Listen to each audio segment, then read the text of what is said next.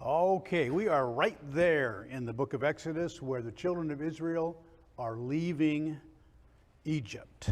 And so we're right in the middle of a very exciting part as they have been in captivity for, I'm going to say, a few hundred years. Not sure if anybody spent any time to go look at that little thing that I sent out online. It said about the explanation online about how many years the Israelites spent in Egypt. It's either 215 or 430, and it's quite a detailed explanation. And after you get through looking at it, you may not be any more closer to having an opinion because it's interesting how difficult it can be to figure that out. But it's worth the time if you really want to investigate further. But they've been in Egypt for a few hundred years. This was a passage that we were looking at and wondering about, Exodus 12, verse 40 through 42. Now the sojourn of the children of Israel who lived in Egypt was 430 years. Of course, that's clear. When did that sojourning begin? That's the question. But here we are with where we are at this time when they're leaving Egypt. And it came to pass at the end of 430 years, on the very same day, it came to pass that all the armies of the Lord went out from the land of Egypt. It is a night of solemn observance to the Lord for bringing them out of the land of Egypt. And we spent some time looking at the Passover and the Feast of Unleavened Bread that was instituted for this purpose, to remember this yearly, that they had been rescued by the Lord from the Egyptian bondage. This is the night of the Lord, a solemn observance for all the children of Israel throughout their generations. Okay, so we're actually down in chapter 13 right now, and beginning in verse 17, as the children of Israel are leaving Egypt, they're all heading out, that it came to pass when Pharaoh had let the people go that God did not lead them by the way of the land of the Philistines. Although that was near, for God said, lest perhaps the people change their minds when they see war and return to Egypt. So he's basically determining it's not time, they're not ready yet to go to battle. And so we're going to go a different way. So verse 18, so God led the people around by the way of the wilderness of the Red Sea. And the children of Israel went up in orderly ranks out of the land of Egypt. So here's our map that we've been using. It's a lot of detail. Don't worry about all the detail. But here the Lord is saying he did not lead them this way here, which is called the way of Horus historically, right along where you'd think the quickest route up here to the land of Canaan would be. That would be the way I'd go. But he said, no, because we were going to run into these Philistines and they're not going to let us go through and there's going to be war right away. So that's not what he wanted. There's some things he wanted to do first. Partly, of course, give them the law. The Ten Commandments and the law that they're going to be receiving here in just a few weeks, actually, or a couple of months. And so, oops, did I just do that? I did. Let's hold off on that. So, coming down through Ramses, we read last week, Succoth down here, and I think right now we're in Etham. Let me see here. We'll see if that's where we are. But we're coming down this way. And of course, that gets him in a tricky situation here, because how are you going to get across when the Egyptians start chasing them, which that's going to happen. Of course, God's got his answer to that problem. Okay. So verse 19, and Moses took the bones of Joseph with him, for he had placed the children of Israel under solemn oath, saying, God will surely visit you, and you shall carry up my bones from here with you. So they took their journey from Succoth and camped in Etham at the edge of the wilderness. Okay, again, Etham down here in this, right down in this area here. Remember what Joseph said back in the last very verse of the book of Genesis? Well, if you don't remember, we'll go back and read it here. Genesis 50, verse 24 through 26. Right at the end of Joseph's life, he had served just such an amazing way in all that story back in the book of Genesis. And Joseph said to his brethren, I am dying, but God will surely visit you and bring you out of this land, out of the land of Egypt, right, to the land which he swore to Abraham, to Isaac, and to Jacob. Then Joseph took an oath from the children of Israel, saying, God will surely visit you, and you shall carry up my bones from here. So Joseph died being 110 years old, kind of a young guy, actually. for most of them were living about 130 years. And they embalmed him, and he was put in a coffin in Egypt. Okay, so here now Moses is remembering the oath the children of Israel have made to Joseph to take up his bones. Not sure why that would be that important since you're dead for so many years, and why, I mean, who cares about, but that's just something that he cared about, right? Oh, let's see. And Etham, yeah, there we go. We're down here. Does it say in this context? Yeah, Etham, it says there. So right down here in this area. And again, these sites that we're going to be talking about are not certain. Some evidence points to the fact that maybe, I mean, if you been here during the class, we're considering Arabia, Mount Sinai being over here. Some experts believe it's over here on the bottom of the Sinai Peninsula. And we've discussed that, so we won't talk about that anymore. But this is where this particular archaeologist who's created this map believes these places are.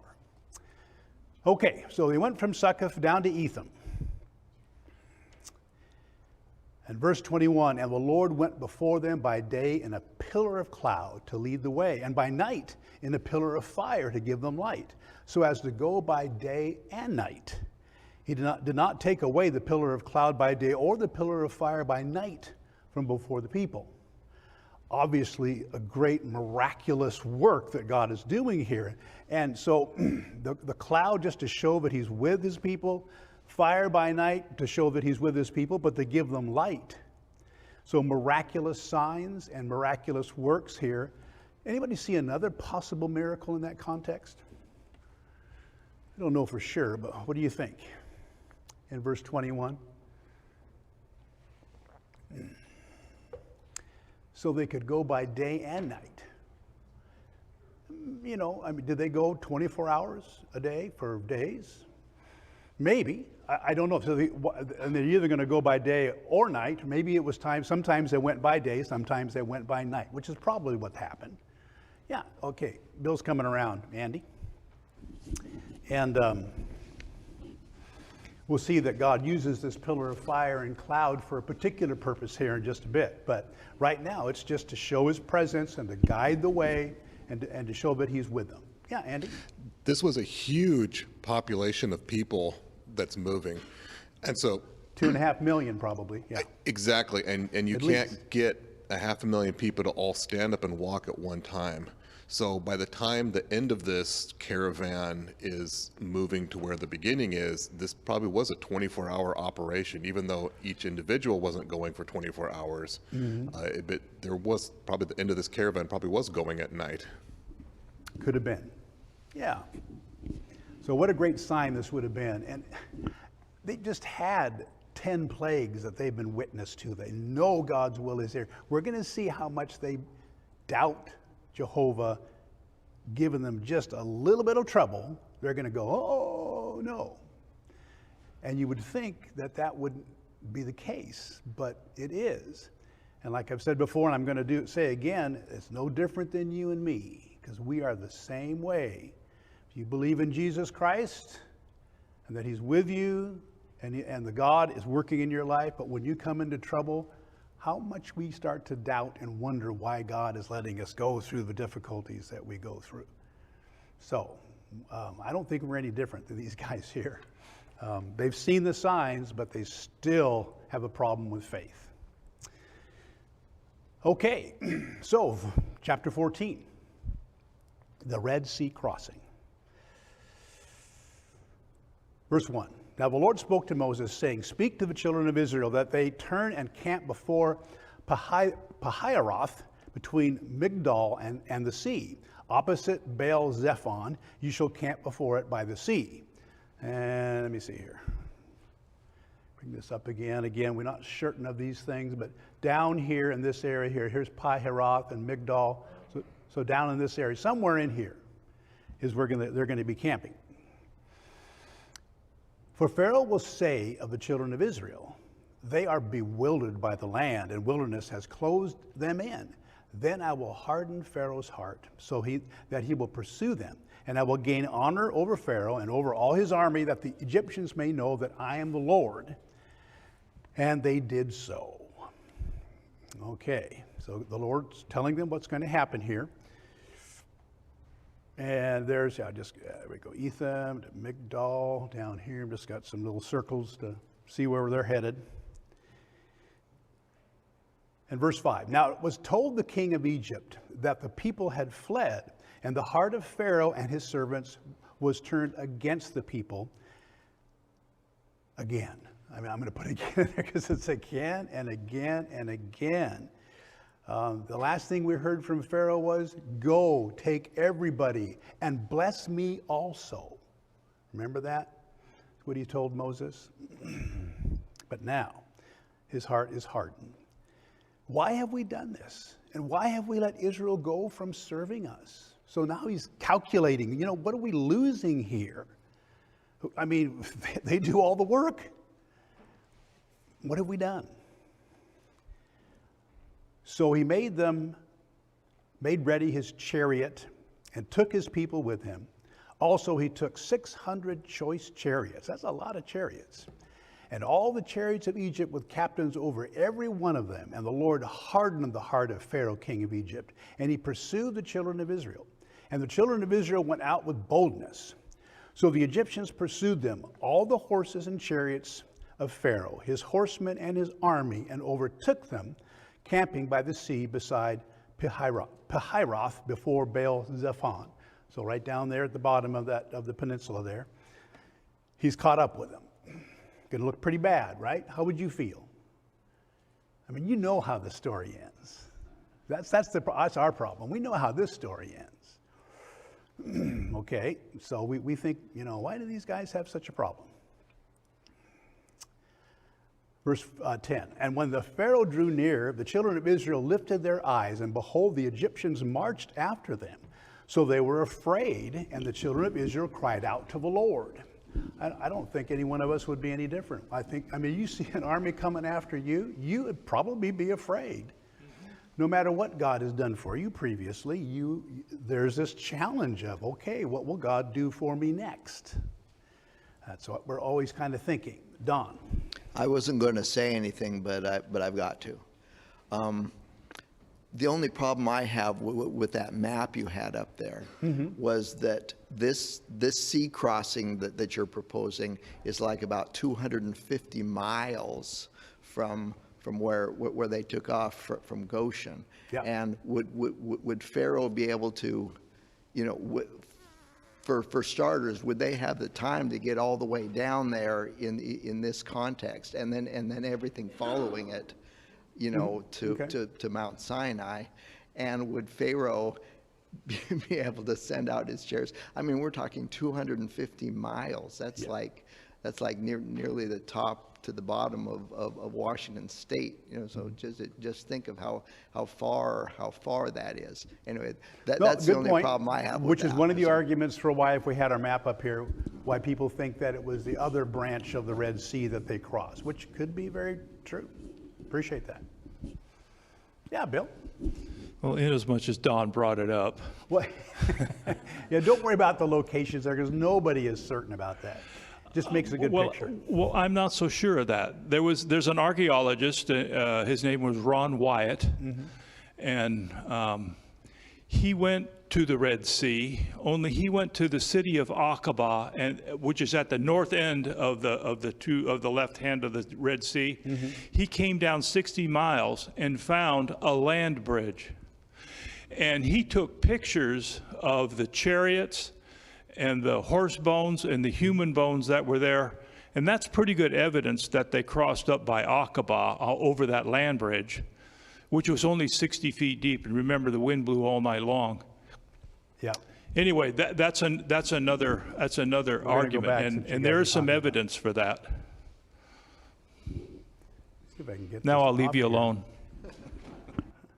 Yeah. So you're saying basically it's through here that they crossed here somewhere, right? Bill, right? Yeah, up there. Yeah. Right. And it could be. Yeah. As far as them overtaking them, we have to remember that the Bible doesn't give us a time frame for how long it took Pharaoh and his men to get to the children of Israel, or when he decided, hey, what have I done? Yeah, and went after them. plus When you're we're talking reading it, it about sounds like you're it's talking right about away. a couple of million people on foot. Right. And Pharaoh was with his chariots and his horsemen. Horses can travel a lot faster and a lot longer than a person on foot. Yeah, that's true. And yeah, it's hard to get the gauge the timing as we're reading here. It sounds like it's happening all of a sudden. It could be a few days going by or more. Hard to know. So again, there isn't any certain evidence where this is happening. I'm using this map because I appreciate this guy's work he's done. This Steve Rudd, gospel preacher out of Ontario, just has done a pretty good job with research. And if you want to look at some of his stuff and see back, he's got a whole book on this. And again, not an important thing where it happened. We just know it did happen. And so appreciate the input. Okay, let's catch up here. Where did we stop? We got forward, we're here. We got the guys chasing them. We're down here at the bottom. Okay. Overtook them camping. All right. And then, let's see. Okay, they were afraid. We read verse 10 here. They cried out to the Lord. Then they said to Moses, because there was no graves in Egypt, have you taken us away to die in the wilderness? What? What are they saying there? I mean, they're being really facetious, or what's the word? They're being real sarcastic, saying, look, I mean, and you can even see in the background as we have this image here, Egypt was all about graves, okay? I mean, you could see how much they cared about the dead. So no, there were plenty of graves in Egypt. So they're being sarcastic, that, yeah, we could have died back there. You brought us all out here to die. Why have you so dealt with us to bring us up out of Egypt? Is this not the word that we told you in Egypt, saying, let us alone that we may serve the Egyptians? For it would have been better for us to serve the Egyptians than that we should die in the wilderness. I got it. We're thinking, what is wrong with you people? Haven't you witnessed for how many months or whatever, however long it took, maybe weeks, all these great plagues that God brought upon the Egyptians? And this cloud, that pillar, how many times do you see a pillar cloud leading the way? It ever happened to you? Or a pillar of fire? And I know that's what I think, is what's wrong with you guys? But then I look at my life and I see challenges coming up and I go, oh no, what's going to happen? And I worry. Or I'm afraid. And I shouldn't be. I mean, it shouldn't vex me so that I'm going to say, look, Lord, are you sure this is what should be happening? So I don't think we're any different in practical situations than these Israelites were at this time. They were afraid, and they did not have confidence in God that he would take care of them no matter what would happen. Okay, moving on. Verse 13. And Moses said to the people, do not be afraid. Stand still and see the salvation of the Lord, which he will accomplish for you today. For the Egyptians whom you see today, you shall see again no more forever. The Lord will fight for you, and you shall hold your peace. So in a nice way, he said, shut up. Look what God's going to do for you. Just be still. Don't complain. Verse 15, and the Lord said to Moses, why do you cry to me? Tell the children of Israel to go forward, but lift up your rod and stretch out your hand over the sea and divide it. And the children of Israel shall go on dry ground through the midst of the sea. And I indeed will harden the hearts of the Egyptians, and they shall follow them. So I will gain honor over Pharaoh and over all his army, his chariots, and his horsemen. Then the Egyptians shall know that I am the Lord. The ones that are left alive, which back in Egypt, right, they'll know that I am the Lord when I have gained honor for myself over Pharaoh, his chariots, and his horsemen. Verse 19, and the angel of God who went before the camp of Israel moved and went behind them. And the pillar of cloud went from before them and stood behind them. So it came between the camp of the Egyptians and the camp of Israel. Thus it was a cloud and darkness to the one, and gave light by night to the other, so that the one did not come near the other all that night. I like this image, but I don't think it's near as impressive as what it really was. Here you've got this pillar now that's moved from leading them to go between them and the Egyptians. And to the Egyptians, it was this dark cloud, but to the Israelites, it was this light. How did God do that? God does some amazing things. And so he did this. And of course, it kept them from attacking the Israelites here and preserved them. Joe. I've been in a class in 2 Chronicles, and the instructor there, whenever they talk about the angel of God, says this is referring to Jesus Christ. And also, when I read my footnotes, it refers me back to the end of chapter 13, to the pillars. So was the angel in these pillars, and is the referring to that the angel of God referring to Jesus? I think so. We spent some time, or I forget if I did or if Andrew did back in Genesis when this first came up. The angel of the Lord.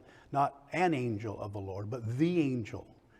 And almost always as you look through there, you see that it very likely is Jesus. That it is the Son of God. And that he's the one who is this particular angel. I'm going to spend the time right now to go back through those verses to look at that, but yes, I think it probably is. That's my understanding there. Yeah, Florento. Can we go back to the scripture before this? Impossible. No, we'll do that. Just a second. Okay, looking here, you mean? Where it says, when the Lord said to Moses, "Why do you cry to me?" That's very interesting. It shows how the Lord was really close to Moses, that they have a good relationship. And it's telling him to stop crying. Perhaps he was deeply in prayer to the Lord. And so he told him, stop praying and keep moving. Could be, yeah. And sometimes, prayer, of course, is a very vital part of our Christian life. But there are times that we need to keep moving when we have to do something. That's a good point. We want to be crying to the Lord, but keep doing what we know that we should do. Absolutely. There's a few places we're going to see in a bit here where Moses basically says, to the people, as they complain to him, to Moses, he says, look, I'm just doing what I'm told. Why? I mean, you're complaining against God is what you're doing. And he makes that very clear. And this is one of those cases where they're complaining that, okay, they're going to be destroyed. Well, was it Moses that brought him here? No, it wasn't Moses that brought him here. It was the Lord who brought them here. So this is the Lord's doing. But like you say, Moses here, he gets a little bit frustrated sometimes and doesn't do exactly as he should. But here in this case, he's crying to the Lord when the Lord said, just keep going. Just keep going ahead. Okay, good stuff. Back here, let's see. We got this pillar that protected them from the Egyptian forces. Verse 21, then Moses stretched out his hand over the sea, and the Lord caused the sea to go back by a strong east wind all that night, and made the sea into dry land. And the waters were divided. So the children of Israel went into the midst of the sea on the dry ground.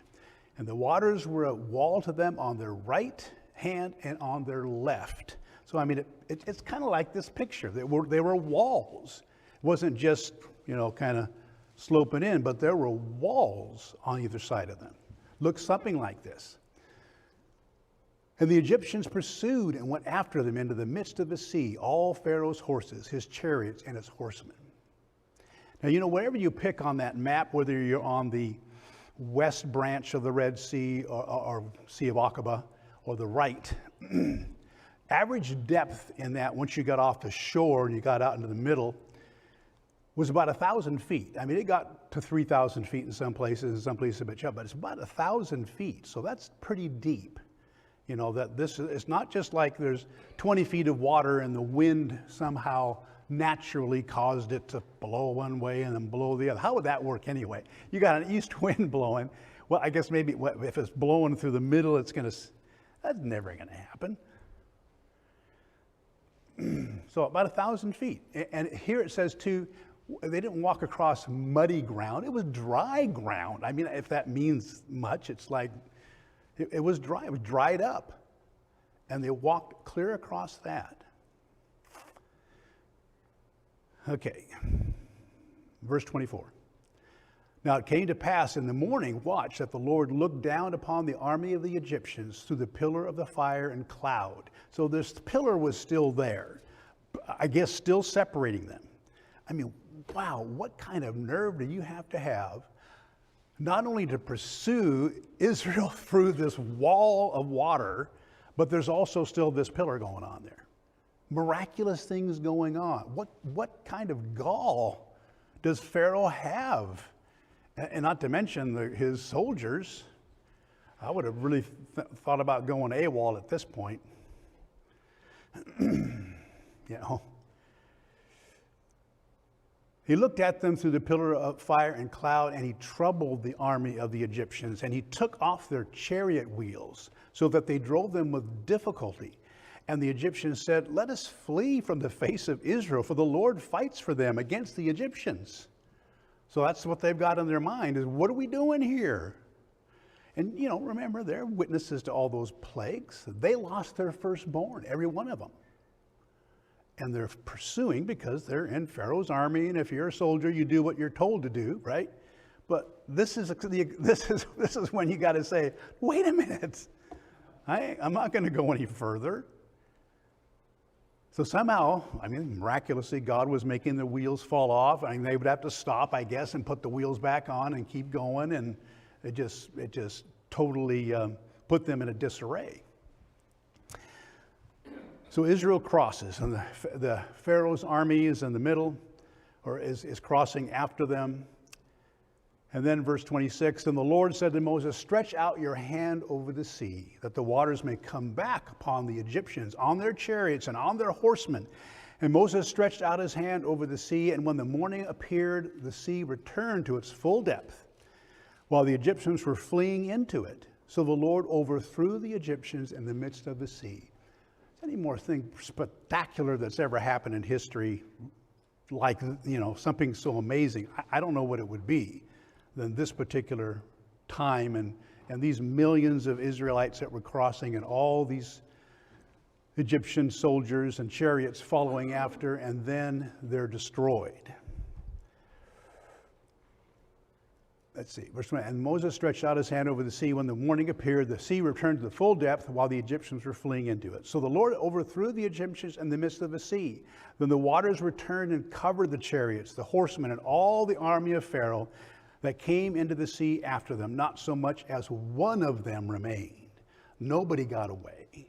You didn't swim to shore, I guess. You couldn't. And I know I'm using these pretty dramatic pictures, which I don't have to, but I kind of like it.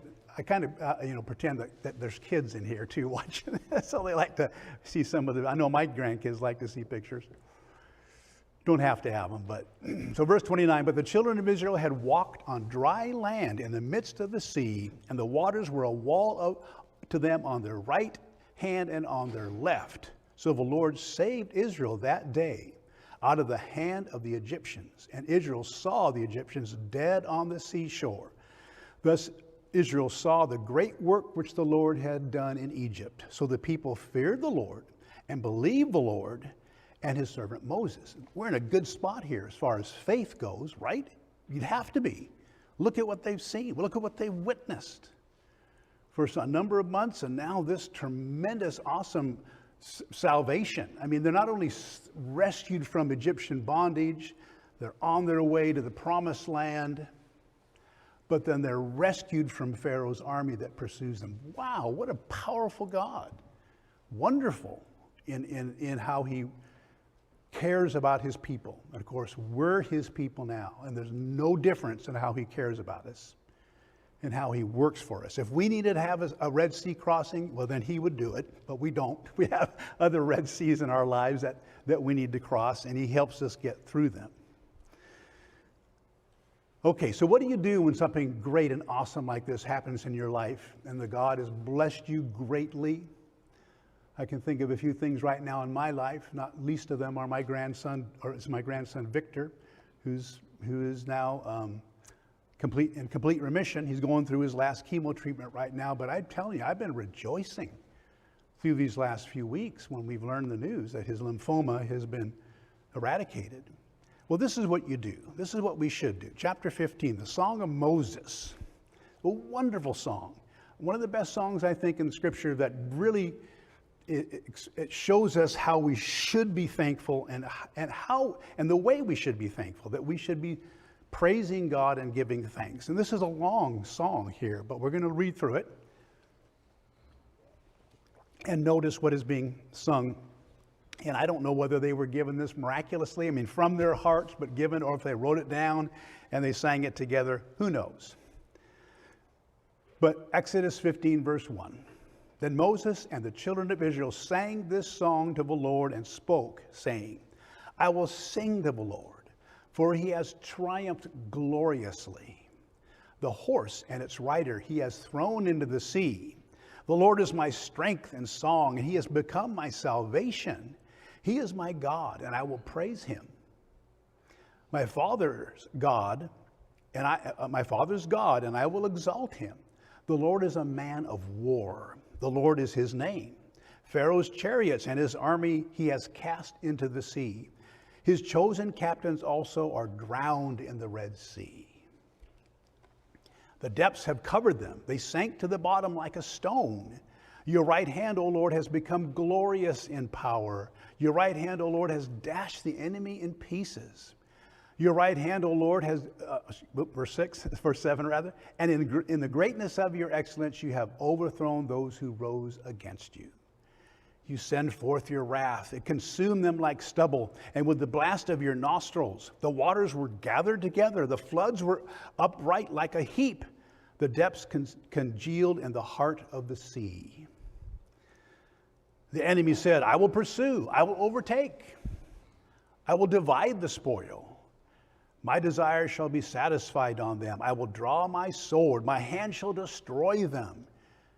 You blew with your wind. The sea covered them. They sank like lead in the mighty waters. Who is like you, O Lord, among the gods? Who is like you, glorious in holiness, fearful in praises, doing wonders? You stretched out your hand. The earth swallowed them. You in your mercy have led forth.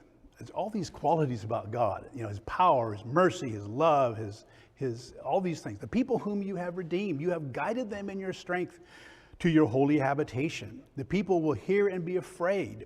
Sorrow will take hold of the inhabitants of Philistia. Here we get an idea in this song who's being affected. It isn't just the Israelites now who obviously have all this great evidence of their God, or the Egyptians who are just as convinced. It's everywhere. People have heard of this or will hear of this. Philistia, then chiefs of Edom will be dismayed. The mighty men of Moab, these places around the land of Canaan. Trembling will take hold of them. The inhabitants of Canaan will melt away. So all the world is hearing about what's going to, or is going to hear about what's happening.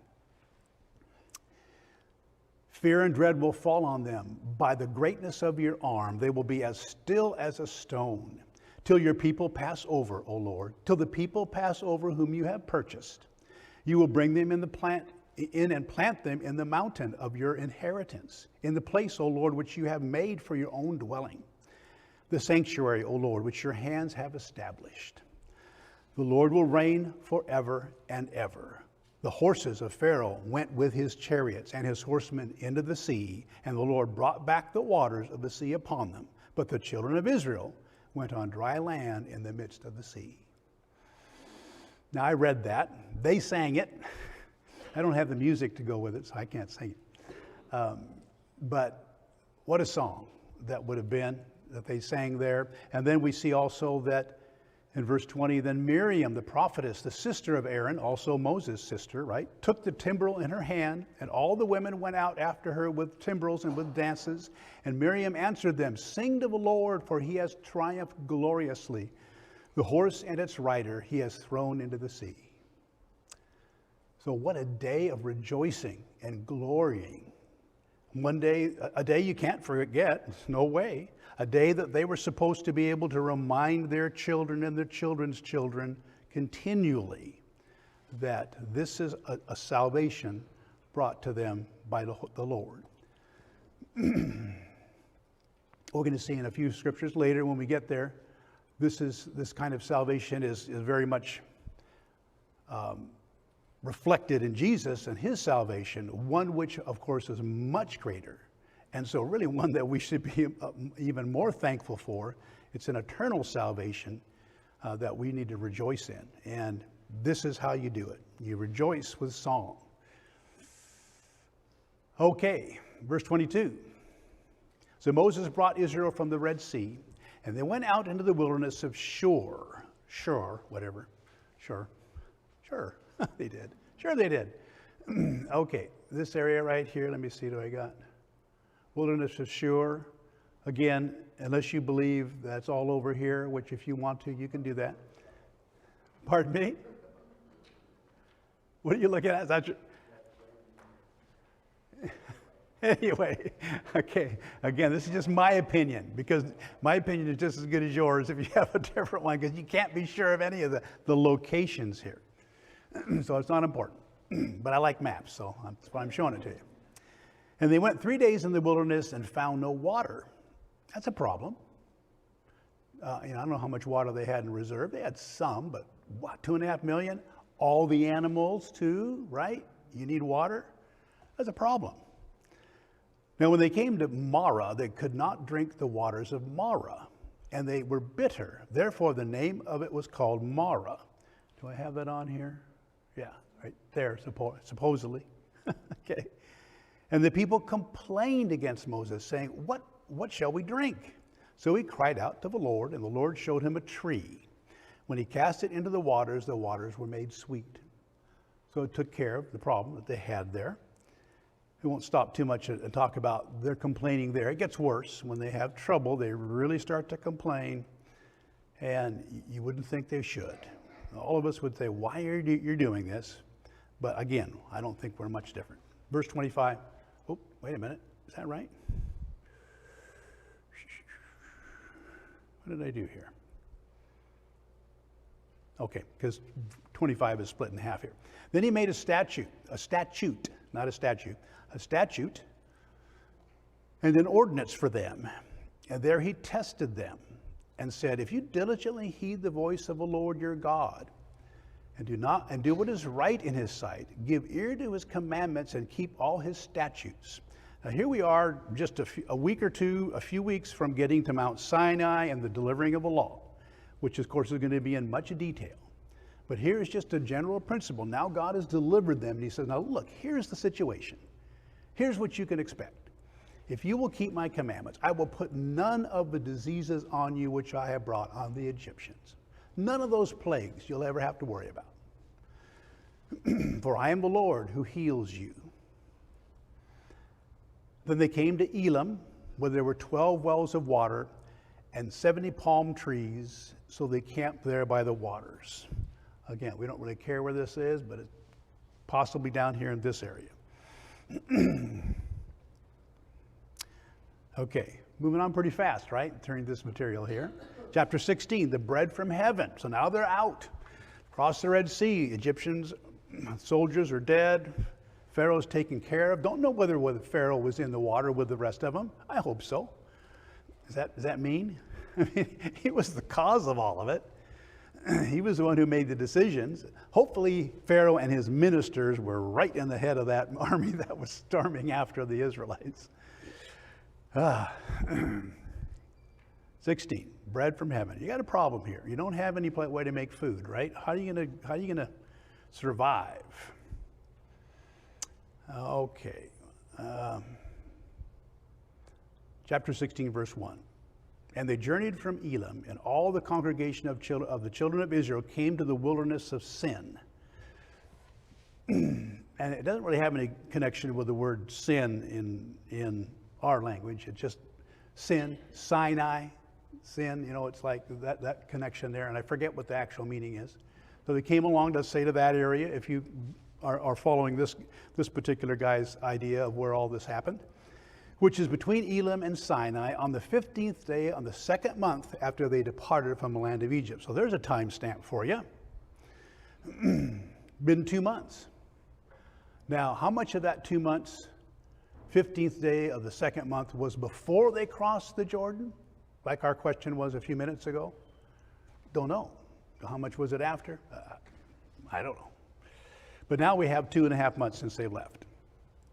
Verse 2, and the whole congregation of the children of Israel complained against Moses and Aaron in the wilderness.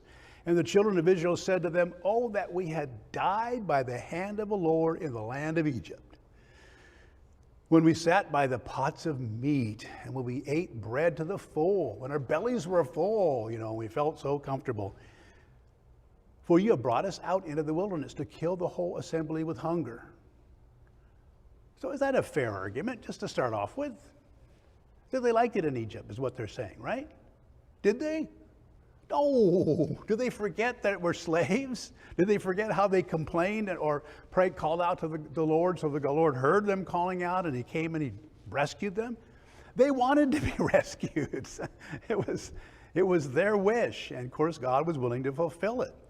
And he did rescue them by a mighty hand. So here they're just, man, sometimes we live by our bellies. When we're comfortable and we're full, we figure that's the answer. And that isn't the answer. They needed to realize that, yeah, it wasn't going to be easy. They're in the wilderness. Come on. You're not going to find stores out here. You can't go to Walmart in the middle of the wilderness. Just the way it is. So they complained against Moses here. And said, you're going to kill us all, aren't you? What happened to verse 4? Oh, I don't know what happened to verse 4. Did I leave verse 4 out?